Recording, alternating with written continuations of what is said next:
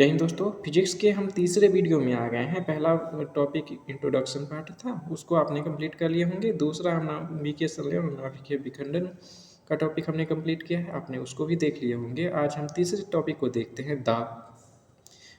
दूसरा टॉपिक जरूर ही देख लीजिएगा, 10 मिनट के आसपास का वीडियो है, बहुत इंपॉर्टेंट है, उससे एक क्वेश्चन बनने की प्रबल संभावना है इस बार। दाब क्या होते हैं? तो दाब हो जाता है एकांक क्षेत्रफल पर लगने वाला बल ही दाब कहलाता है। इसका formula P equals to F upon A हो जाता है, जहाँ एफ बल को रिप्रेजेंट करता है और ए जो है वो एरिया को रिप्रेजेंट करता है। हमने आपको मात्रक निकालना भी सिखाया है। अगर इसको मात्रक निकालना है तो एफ का न्यूटन हो जाता है और ए का हो जाता है मीटर स्क्वायर। तो F upon A newton upon metre square हो जाएगा। ठीक है, इसको हम पास्कल भी बोलते हैं। इसको बीमा निकालने के लिए हमने बताया था कि आप फोर्स का बीमा तो आपको याद ही होंगे, क्योंकि इतनी बार हमने आपको करके बताया है। और एल स्क्वायर, क्योंकि मीटर एरिया क्या होता है, एम इंटू एम होता है, जो कि लेंथ ही होता है।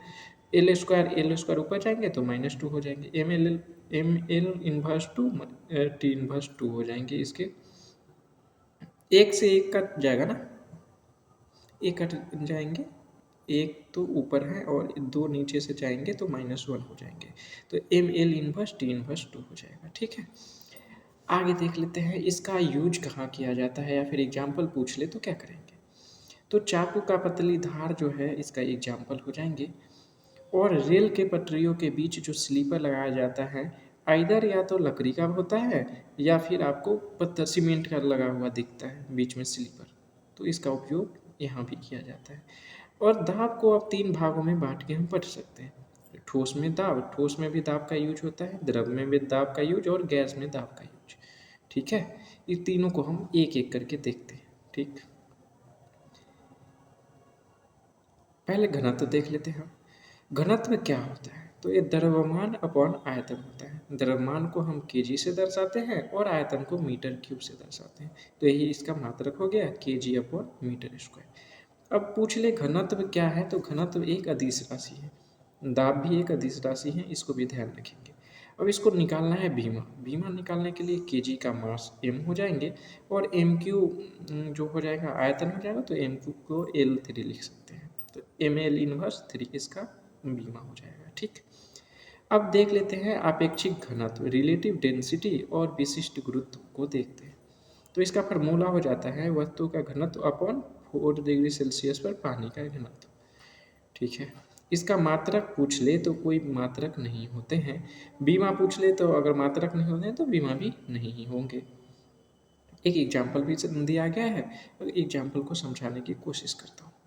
जैसे कि इसमें जो है एक बकेट है, उसमें 1 केजी पानी, 1 लीटर पानी रखा हुआ है। ठीक है, उतना ही बड़ा बर्तन में अगर हम रखते हैं तो आयरन के 8 केजी आ जाते हैं।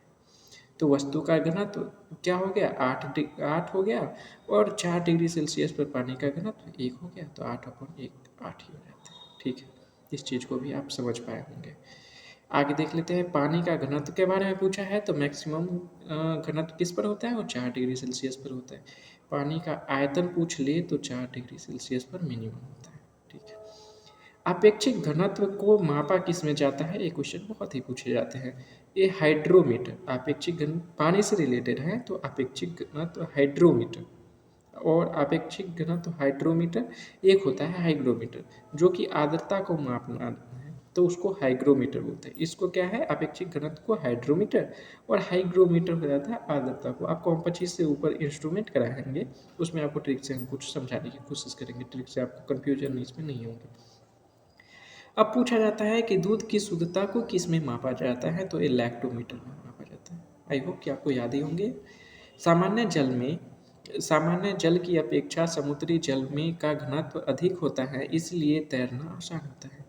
अब क्या है कि नॉर्मल जल में और समुद्र के जल में जो है वो नमक की मात्रा ज़्यादा होता है, इसलिए वहाँ तैरना बहुत ही आसान होता है अपेक्षा की आपको नदी में तैरते हैं और समुद्र में तैरते हैं, तो समुद्र में तैरना ज़्यादा आसान होता है। ठीक है, एक चीज़ पूछा जाता है, यदि कि कोई पानी का आप गिलास में पानी लीजिए, ठीक है, उसमें एक छोटा सा ना बर्फ़ डाल दीजिए, देखिएगा आपको कोई वो पिघलने के बाद क्या परिवर्तन आएंगे? कोई भी परिवर्तन नहीं आएगा। जितना बर्फ़ का आयतन होंगे उतना ही फैलेंगे। तो आपको इसके लिए टेंशन नहीं है कि कोई भी परिवर्तन नहीं होंगे। और एक क्वेश्चन बीपीएससी ने पूछा था कि जब कोई बर्तन पानी से भरा है उसमें बर्फ़ का टुकड़ा डालने पर पानी का स्तर में कोई बदलाव नहीं होता है। कोई बदलाव नहीं होता है। जब बर्फ़ समुद्र के जल में तैरते हैं तो बर्फ़ का 1/10 भाग पानी के ऊपर होता है और बाकी पानी के अंदर रहता है। तो देखिए 1/10 भाग पानी के ऊपर रहता है, मतलब एक पार्ट आपको पानी के ऊपर रहते हैं और 9 पार्ट पानी के अंदर रहते हैं। इसका मतलब सिंपल से यही है। नमक के घोल घनत्व जो है वो अंडे के घनत्व से ज़्यादा होता है, इसलिए नमक के घोल में अंडा तैरता रहता है। नमक का जो घोल है वो अंडे के घनत्व से ज़्यादा होता है, इसलिए जो है इसमें अंडा तैरते रहता है। ये आप छोटा सा एग्जाम्पल है, एग्जाम्पल के रूप में आप याद रखिए। आगे देखिए, द्रव्य में दाब, जैसा कि हमने बताया था आपको कि द्रव्य में दाब, ठोस में दाब और गैस में दाब के बारे में हमको पढ़ना है। तो पहला शुरू करते हैं द्रव्य में दाब। इसका तो फार्मूला P=H/d/g होता है। P=H/d/g होता है, जहाँ P पास्कल दाब को, प्रेशर को रिप्रेजेंट करता है। अब क्या है, द्रव्य का दाब क्षेत्रफल पर निर्भर नहीं करता है।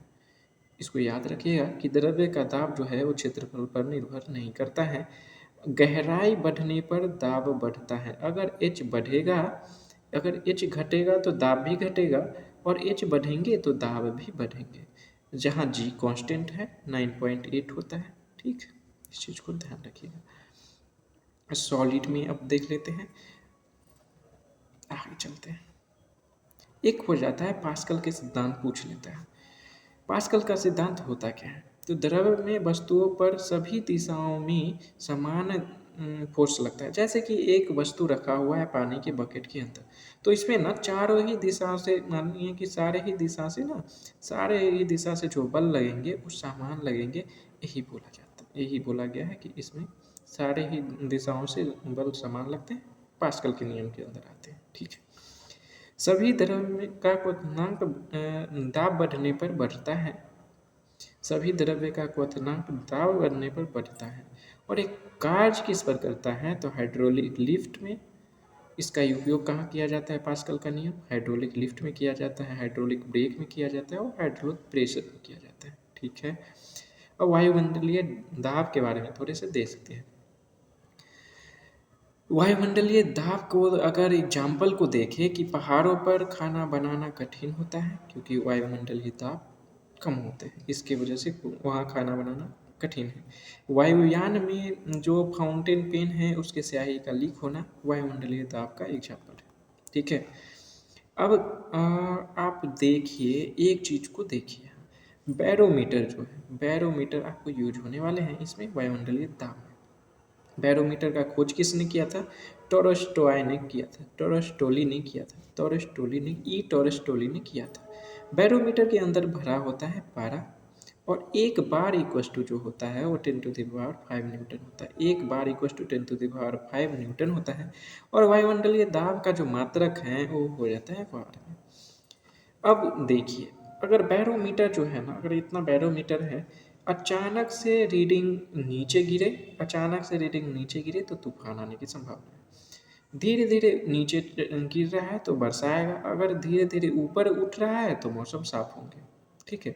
मौसम के पूर्वानुमान में बैरोमीटर का उपयोग किया जाता है। ठीक, तो ये रहे लगभग 9 मिनट में हमने इस टॉपिक को कवर कर लिया।